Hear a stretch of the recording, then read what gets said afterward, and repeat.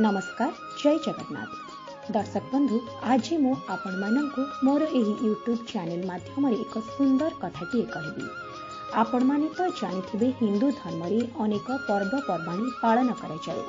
कथारी अछि 12 मासरे 13 पर्व। 12 मास मध्यरु कार्तिक मास को धर्मर मास बोली कुहा जाय थाए। एही मासरे दीपावली पर्व पालन करा जिबा परी छठ पूजा परे परे अणा नवमी पालन करा जाए। हिंदू धर्म रे अणा नवमीर अनेक महत्व रही। कार्तिक मास शुक्ल पक्ष नवमी तिथि रे अणा नवमी पालन करा जाए। एही दिन वर्ष सारा लुगा घेर रे घोड़ाई होइथिबा मानवी राधांकर पादद्वय एही दिन वर्ष सारा लुगा घेर रे घोड़ाई होई रहिथिबा मानवी राधांकर पाद पद्मद्वय को वर्षकर थरे भक्त माने दर्शन करी आशीष लाभ करिथांती। एथिपाई एही दिवस राधापाद दर्शन नाम रे मध्य विदित। तेबे दर्शक बंधु, आसंतु जानिबा अणा नवमी सह जड़ित किछि खास कथा। दिन सर्वप्रथमे माँ लक्ष्मी को आराधना करा जाय थाए। एहा पछरे एक कारण रहिछि। पौराणिक उल्लेख अनुसार थरे माँ लक्ष्मी पृथ्वी लोक को भ्रमण करने को आसिथिले। माँ लक्ष्मी पृथ्वी को आसिबा परे भगवान विष्णु और भगवान शिव को एका संगे पूजा करने को चाहिए, किंतु सेतबेले तांकर मने पड़िथिला जे तुलसी नारायणଙ୍କ प्रिय शिवंकर नुहे। शिवंक पूजारे तुलसी लागे नाही, हेले भगवान शिवंक स्वरूप बेलर गुण अँला वृक्ष रे रहिछि। सेथिपाई अँला गछरे उभय तुलसी और बेलर अंश रहिछि। एथिपाई माँ लक्ष्मी अँला वृक्ष को शिव एवं एथिपाई माँ लक्ष्मी अँला वृक्ष को ही शिव और विष्णुଙ୍କ स्वरूप भावी पूजा करथिले। माँ को पूजारे संतुष्ट होई भगवान शिव और भगवान विष्णु प्रकट हेले। एहापरि माँ लक्ष्मी अँला गछ मूल भोजन प्रस्तुत करी शिव और भगवान विष्णु को भोजन कराइले। सेही दिन ठारू कार्तिक मास शुक्ल पक्षरे अँला नवमी दिन अँला गछ को पूजा करा जाय थाए एवं अँला गछ मूल रोषेई मध्य करा जाय थाए, जो प्रथा परंपरा आज भी चली आसीछि। एबे आसंतु जानिबा साखी गोपाल मंदिर किंवदंती विषय रे। साखी गोपाल विराजमान करिथिबा श्री राधा कृष्णଙ୍କ प्रतिमा पछरे अनेक किंवदंती रहिछि। उल्लेख अनुसार राजा उनमाधव जमुना नदी कूलरू आनिथिबा श्रीकृष्णଙ୍କ मणि विग्रह साक्षात मूर्ति भावे वृंदावन रे अधिष्ठित होइथिला। परवर्ती समय रे एही मणि विग्रह वृंदावन रु जणे शिवश्च ब्राह्मणଙ୍କ पई साखी देबाकू कांची आसीथिला, जहापरी आ वृंदावन को न फेरी साखी गोपाल नाम रे पूजा पाइथिले। परे ओडिशार राजा पुरुषोत्तम देव कांची विजय करी प्रभु श्री साखी गोपाल को पुरी को संगरे नहीं आसिले। पुरी रु कटकस्थ बारबाटी दुर्गरु खोर्धा स्थित रथिपुर और परे कंतल बाई को प्रभु को स्थानांतरित करा जायथिला। शेषरे प्रभुଙ୍କ मणि विग्रह पुरी श्रीमंदिर भोगमंडप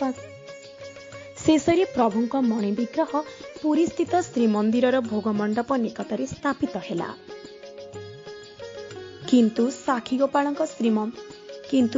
गोपालଙ୍କ श्री विग्रह प्रतिष्ठित हेबार अल्प दिन परे राजा रामचंद्र देवଙ୍କୁ श्री जगन्नाथଙ୍କ स्वप्नादेश हेला। साखी गोपाल भोग बुहा बाट पाखरे बसी आमर पिठा आदि समस्त मिष्टान पदार्थ गुड़िक आगरू उच्चिष्ट कर देउछि, आमे उपवास रहुछु। एभली स्वप्नादेश हेबा परी राजांक निद तत्क्षणात भांगीगला। राजा भारी व्यस्त होई पड़िले। राजा एही परी अस्वस्थिकर अवस्थारे थिबा समय बाबा ब्रह्मचारी नामक जने सन्यासी राजांक पाखकु जाई कहिले, हे राजन, पुरी ठारू 15 माइल दूर ब्राह्मण शासनर केन्द्र स्थल पुण्यतोया रत्नचिरा नदी तीरवर्ती छुरियना पकुल तमाल केतकी और नारिकेल वृक्ष परिपूर्ण प्राकृतिक वनरे श्री साखी गोपाल को स्थापन कर। एही धाम ठीक वृंदावन धाम परी। राजा श्री रामचंद्र देव बाबा ब्रह्मचारी परामर्श को साखी गोपाल इच्छा भावी एही प्राकृतिक वनरे प्रथमे सिद्ध बलराम निकटरे एक मंदिर प्रतिष्ठा कराई श्री साखी गोपाल स्थापन कराइले। यापरे श्रीकृष्ण साखी गोपाल रूपरे सेठारे विराजमान कले, किंतु श्री राधा रहिले वृंदावन रे। परस्पर सहित मिलन न हेबारु उभय भारी अस्वस्थी अनुभव कले। समयक्रमे प्रिया श्री राधा सेवक साही स्थित श्री साखी गोपालଙ୍କ बड़पंडा बेलेश्वर महापात्रଙ୍କ घरे मानवी प्रिया लक्ष्मी रूपरे जन्म लाभ कले। प्रभु साखी गोपाल नित्य रात्रर तृतीय पहर मंदिर छाड़ी आसी लक्ष्मी बासभवन में मिलित हुअन्ति। गुप्त वृंदावन रूपे परिचित बकुल वन में लक्ष्मी केली करती।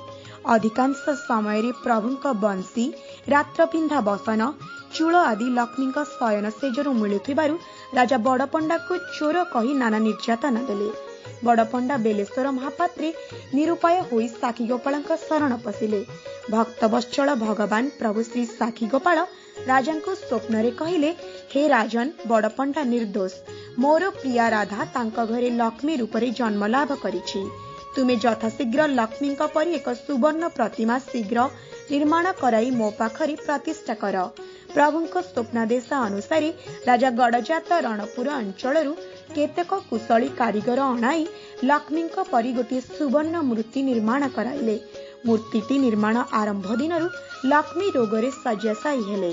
परे मूर्तिर जीवन्यास हेबा समय लक्ष्मी इहलीला संवरण कले। प्रभु साखी गोपालଙ୍କ इच्छा अनुसार तांकर प्रिया लक्ष्मी प्रभु साखी गोपालଙ୍କ इच्छा अनुसार तांकर प्रिया लक्ष्मी मर शरीर को साखी गोपालଙ୍କ मंदिर सम्मुखरे संस्कार करा जायथिला। किंवदंती को स्मरण रखिबा पई परवर्ती समय लक्ष्मी समाधि स्थल एक महावीर मंदिर प्रतिष्ठा करागला।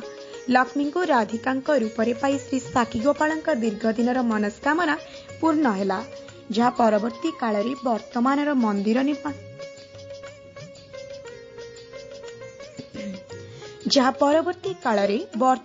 मंदिर निर्माण करा जायछि। दर्शक बंधु, एत थिला अणानवमी उपरे किछि रोचक तथ्य।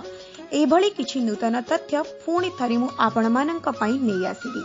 नमस्कार, जय जगन्नाथ।